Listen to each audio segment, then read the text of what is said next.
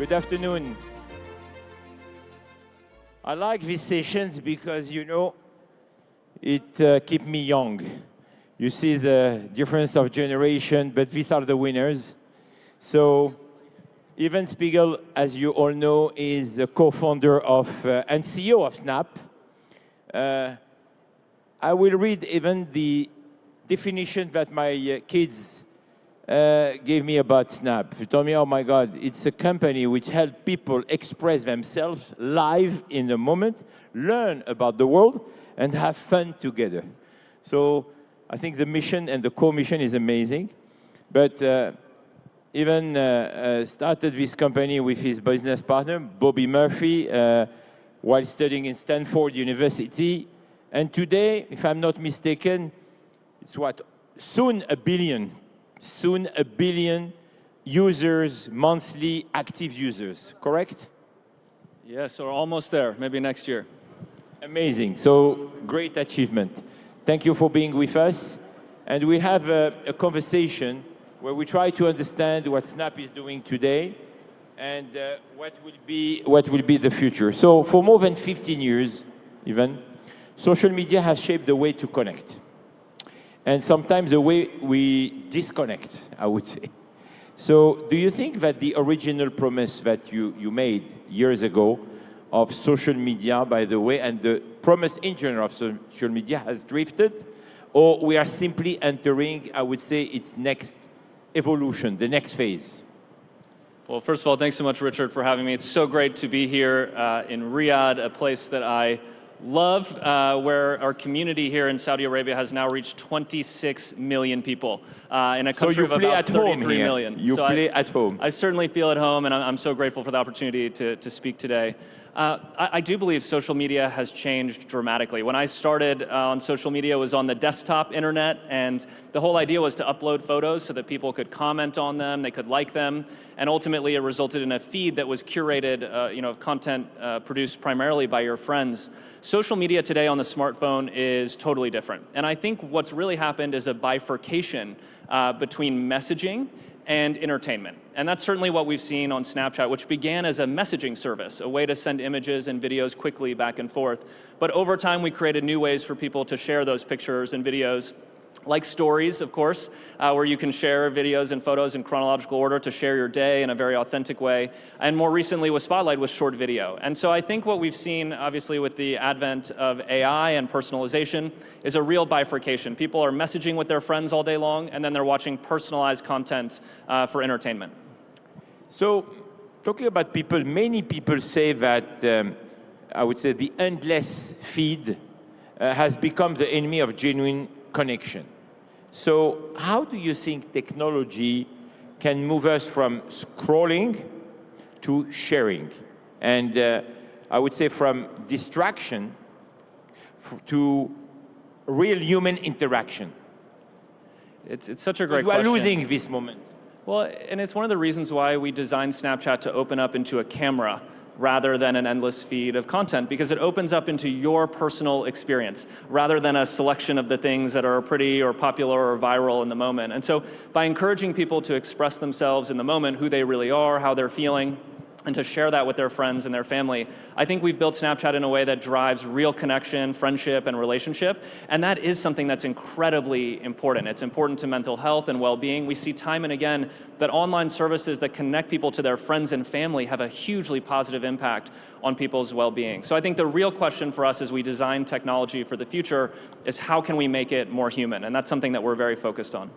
A few minutes ago on stage, Eric Schmidt, your mentor, Dr. Fee, who started her career from Stanford to Snap, we're talking about AI. So let me ask you a question about AI. And as you know, now AI is becoming almost a co-creator of our lives.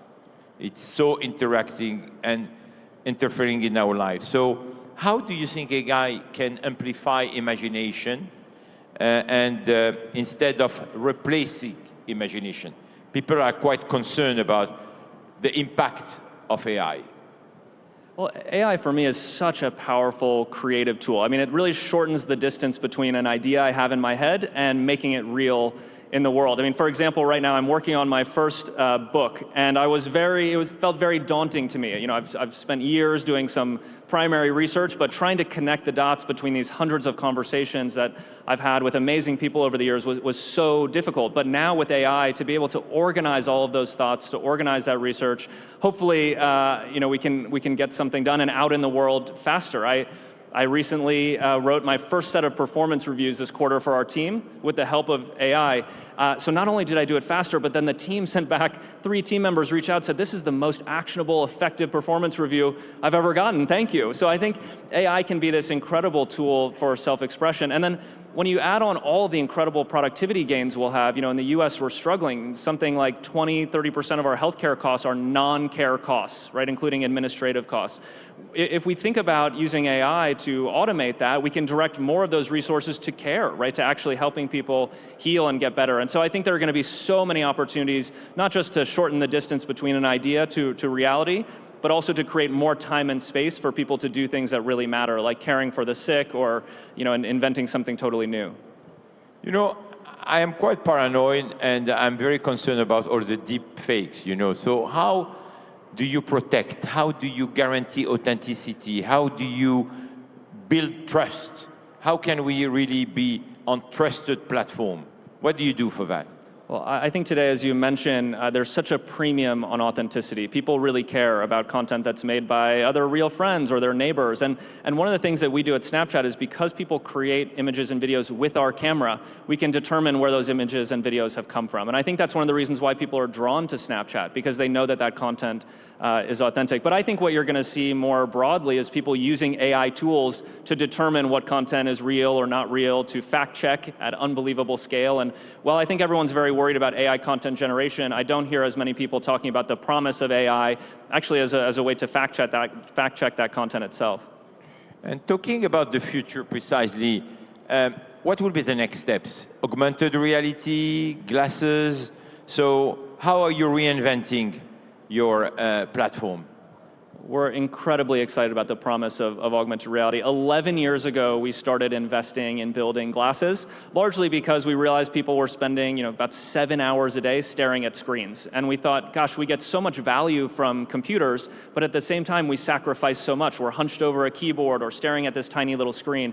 And if we can actually integrate computing in the world around us in a way that brings together our friends, it allows us to share those experiences. So precisely how AR will be able to reintegrate us with our friends and our surroundings, how it will work?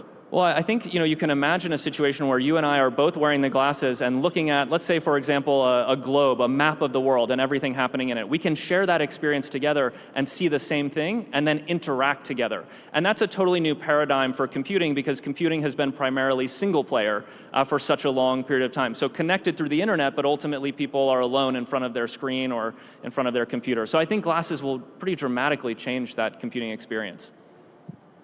Allow me a more personal question. You are a father of 4. Congratulations.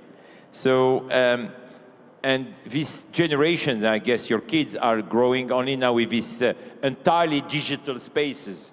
So what is, in your opinion, the most, I would say, the single most important design choice a company like Snap can make to protect their well-being? You know, we are all very concerned about these mental health issues. So what is your personal opinion on that? The most important thing we do at Snap is focus on those relationships with friends and family, which we know support better mental health outcomes and resilience, right? We find that the single most important differentiating factor of someone recovering from a depressive event is having one friend that they can confide in and share with. And so focusing on friends and family is what's really important for us in terms of well-being. But I think, again, to look bigger picture at the way young people are growing up, while they are spending some time on their phones or on screens, actually the vast majority of their time spent is in the physical world together with their classmates at school. And I think what is not getting enough attention is the current state of our education system that has, you know, a framework really that dates back more than 100 years ago. So I think the bigger risk to young people today is they're growing up in an education system and spending time in school that, you know, is just not preparing them for their future. You know, for everybody, things seems easy, but I'm sure that you went through very hard moments and complicated and doubts. What are the lessons that you learned from the past experiences, and what was also the best moment? So doubt, joys, can you share a little bit more personal stuff? Gosh, it definitely has been an adventure over the last 15 years, and you know, I think for me, what's always been most important is not necessarily what we're doing or what we're building. I really enjoy that. It's very fun to be creative, but to me, what matters the most is who you're doing it with. Whether it's our team members, Bobby, who started the company with me, our partners. I think it's been so much fun to build a business that now reaches nearly 1 billion people around the world, and it's the people we've done it with that, you know, have really been most impactful. So, if you project yourself in the next 5 years, how do you see the future of Snap? Oh my God! Well, I'm really going to have my hands full with these 4 boys at home. If the current state is any any evidence, I think for me, you know, as we look to the next 5 years, it's very clear that computers are going to change to live up to the promise of AI. And the way that we use computers today, we primarily operate them, right? That's why it's called an operating system. We spend all this time, you know, at a keyboard, you know, with a mouse. We invest a lot in operating computers to get value out of them. And I think what you'll see 5 years from today is that AI is primarily going to operate computers for us, and we will be overseeing AI doing that task, and we believe that will happen through glasses. So I think that's the big shift that we'll see over the next 5 years in terms of the way that we use computers every day. Ladies and gentlemen, please, a round of applause for Evan Spiegel, the co-founder and CEO of Snap. Thank you.